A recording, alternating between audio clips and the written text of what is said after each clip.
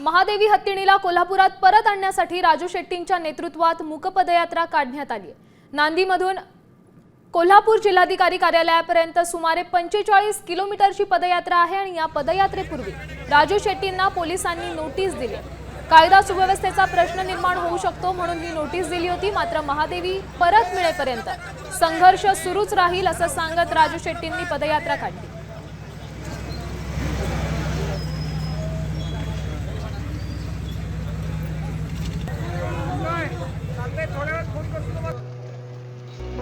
आपल्या भारतीय परंपरा प्रतिष्ठा आणि आपली अतिशय मोलाची असलेली दक्षिणाची शान म्हणजे माधुरी यांना या हत्तीला अंबानी यांनी बेकायदेशीररित्या वडताळा येथे नेल्यामुळे आपण सर्वजण कोल्हापूर जिल्हाधिकारी कार्यालयावर 45 किलोमीटरची पदयात्रा घेऊन जातो। आपण पाहू शकतो महादेवी हत्तीणीसाठी कोल्हापूरकर काहीसे संतप्त झालेले आहेत। तिला परत आणण्यासाठी आपापल्या परीने नागरिक प्रयत्न करतायत। त्यासाठी काल स्वाक्षरी मोहीम देखील राबवण्यात आली होती। महादेवी हत्तीणीला परत करा या मागणीसाठी आज हजारो कोल्हापूरकर रस्त्यावर उतरलेले आहेत आणि नांदणीपासून कोल्हापूरपर्यंत आता पदयात्रेला पहाटेपासून सुरुवात झालेली आहे। प्रत्येक गावागावातले लोक या पदयात्रेत सामील होत आहेत आणि प्रत्येक गावाच्या कोपऱ्यांवर अशा पद्धतीनं अनेक फलक घेऊन ग्रामस्थ असतील नागरिक असतील हे आपला निषेध नोंदवण्यासाठी या पदयात्रेत सहभागी झालेले आहेत। सध्या मी चोकाक परिसरात आहेत। या परिसरात जी पदयात्रा सुरू झालेले यातले नागरिक यायला सुरुवात झालेली आहे।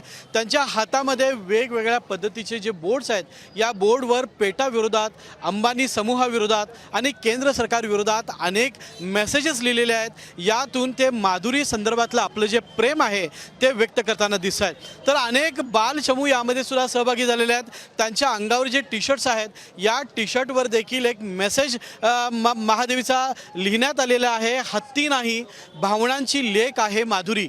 याचबरोबर अनेक मेसेजेस अशा पद्धतीने टी शर्ट्स आणि शर्ट्सवर छापण्यात आलेले आहेत आणि आपला जो राग आहे केंद्र सरकार विरोधात वनतारा विरोधात तो राग व्यक्त करताना हे नागरिक आपल्याला दिसत आहेत।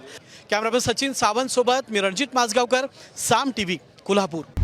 आता isakal.com आहे देशातील नंबर 1 ची मराठी न्यूज वेबसाईट। प्रत्येक अपडेटसाठी isakal.com ला नक्की भेट द्या।